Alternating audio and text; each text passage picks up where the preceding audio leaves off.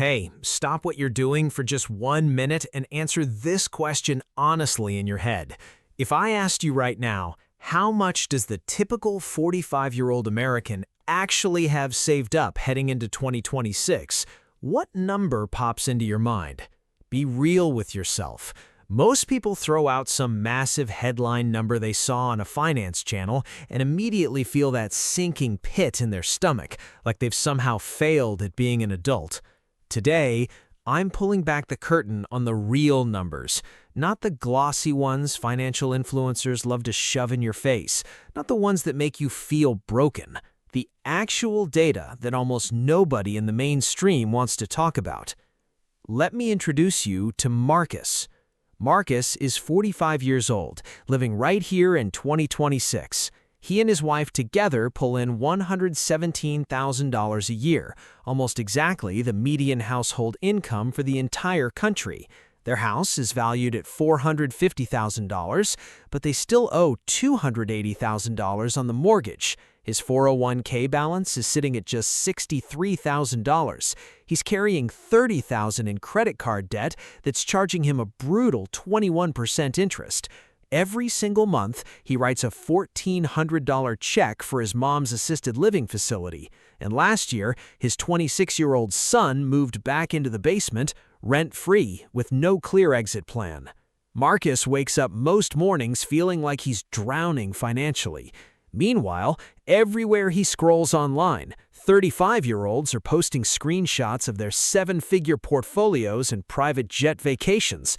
It's enough to make any normal person question every decision they've ever made. One quiet evening, Marcus clicks on an article titled, "Average 45-year-old has $975,000 net worth." He sits down, pulls out a notepad, and starts doing the math on his own life. $170,000 in home equity, $63,000 in retirement savings, and debt stacked in every other direction.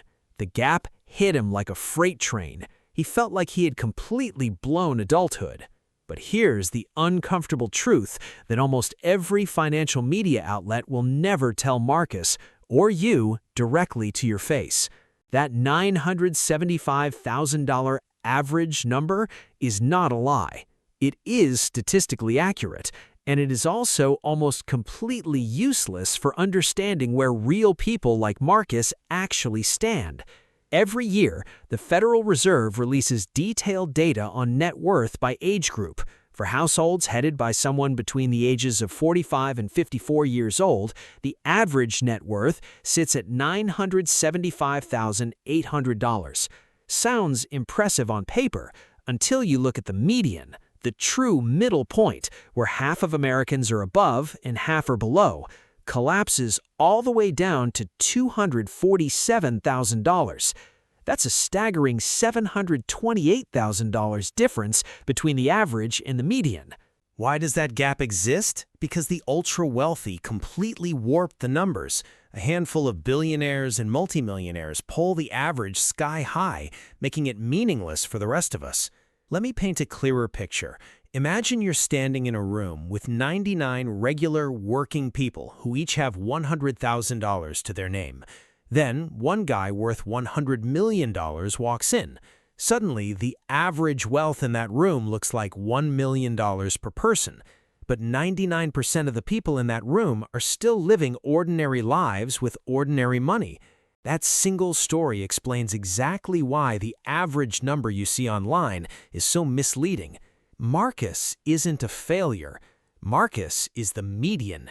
He's the actual middle of America in 2026. And the picture gets even darker when you strip away the house. If you remove home equity from the equation, the median liquid net worth, that's checking accounts, savings, retirement accounts, brokerage accounts, everything you can actually access without selling your home, drops by about 70% to roughly $75,000. Think about that for a second. You cannot pay your grocery bill with drywall and shingles. You cannot cover a sudden medical emergency or a car repair with equity on paper. Home equity might look great on a balance sheet, but it's illiquid wealth. It's trapped until you sell the house or take on more debt. So when Marcus looks at his real situation, $247,000 total net worth, only $75,000 he can actually touch, something shifts in his mind. He suddenly doesn't feel like such a complete loser anymore. He's standing almost exactly where the median American his age is standing. But the part that really keeps 45-year-olds awake at night is retirement savings specifically. The median retirement savings balance for someone aged 45 to 54 is only $60,000 across all accounts combined. Not $600,000, not even $120,000, just $60,000. Fidelity runs serious retirement benchmarks based on income replacement theory. By age 50, you're supposed to have roughly 6 times your annual salary saved. On a median household income of $117,000, that means you should be sitting on around $700,000 by age 50. Most people have $60,000. They're roughly 1/10 of where the experts say they should be, and they're only 5 years away from that milestone. This massive gap didn't happen because Generation X is lazy or bad with money. The entire economic game got dramatically harder for this generation compared to the ones before it. Let me break down the 5 major reasons why the deck was stacked against you. Number 1, homing timing. Baby boomers bought homes in the 70s, 80s, and 90s when a median house cost roughly 3 times household income. Buying a home was an automatic wealth-building machine.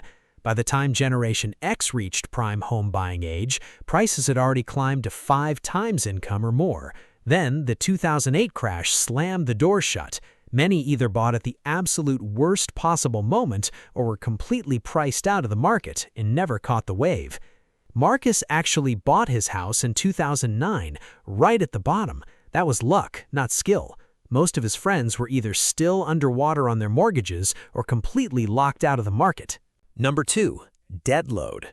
Generation X is carrying the highest total debt of any generation heading into their mid-40s, an average of $158,000. That includes mortgages, credit cards, auto loans, and even lingering student loans or parent loans for their own kids at 9.08% fixed interest. Marcus's $30,000 credit card balance isn't just a number on a statement. It's quietly costing him around $180 every single month in pure interest before he pays down a single dollar of the actual principal. Auto loans are bigger, mortgages are more expensive relative to income, and the debt just keeps compounding. Number 3, the sandwich generation squeeze. More than 54% of people in their 40s are simultaneously supporting aging parents and adult children who have moved back home. Marcus is living this exact nightmare. He's paying for both ends of the generational spectrum while his own retirement savings slowly shrink. Number 4, the Social Security cliff. The Social Security Trust Fund is projected to be depleted in 2035, just 9 years from now. When that happens, benefits are automatically scheduled to drop by about 23% unless Congress steps in and changes the rules. Marcus will turn 67 right around the time that cut hits.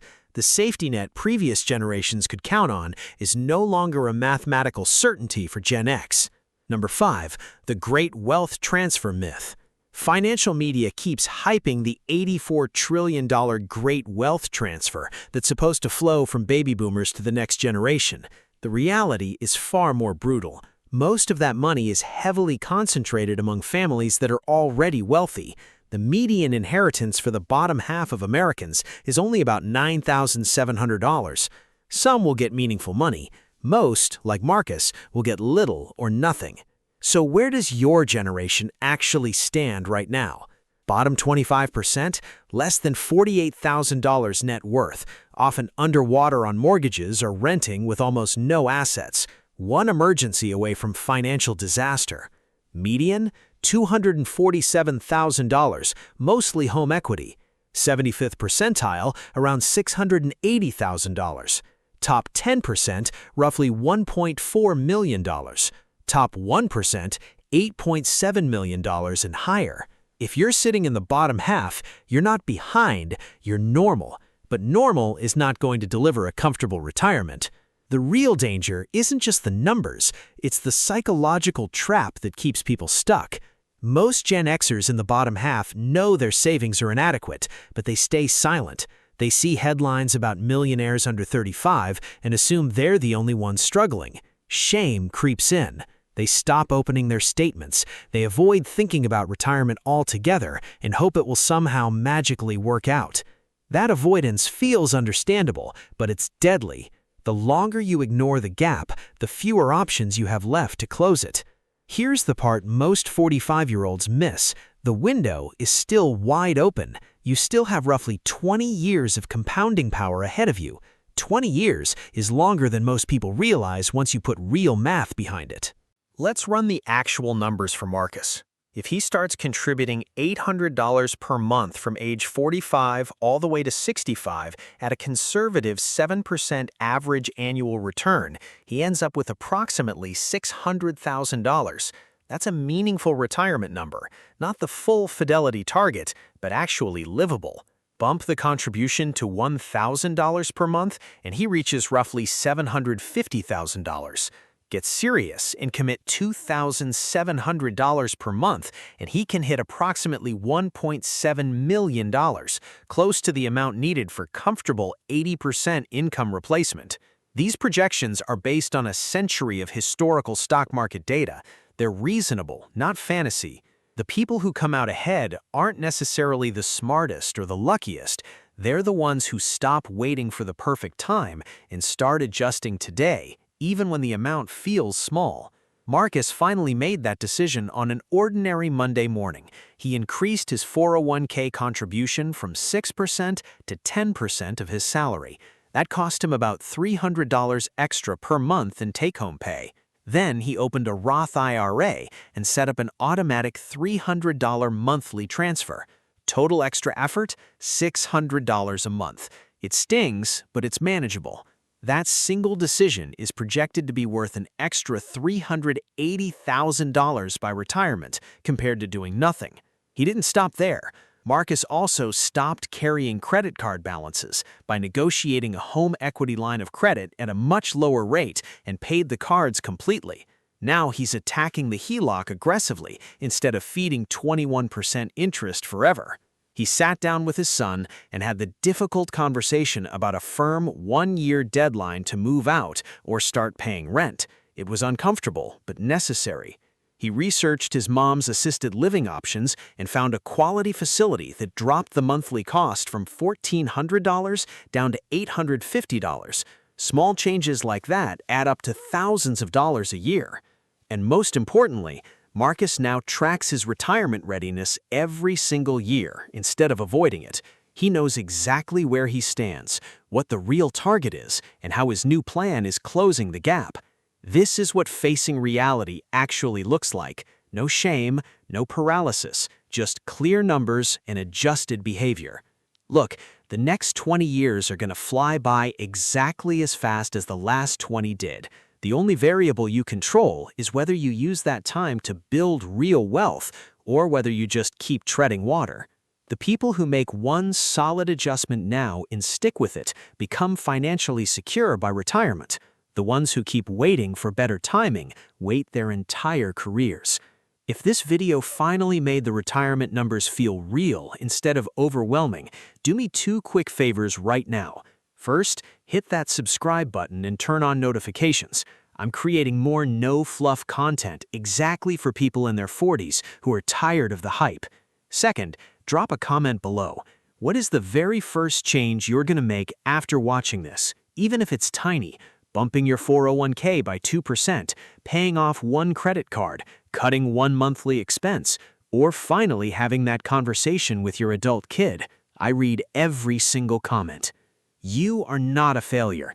Your generation simply got dealt a much tougher economic hand than the boomers did. But the game is not over. The window is still open. The only question left is whether you close it yourself through inaction, or whether you use it while it's still there. The math works, but only if you actually start. I'll see you in the next video.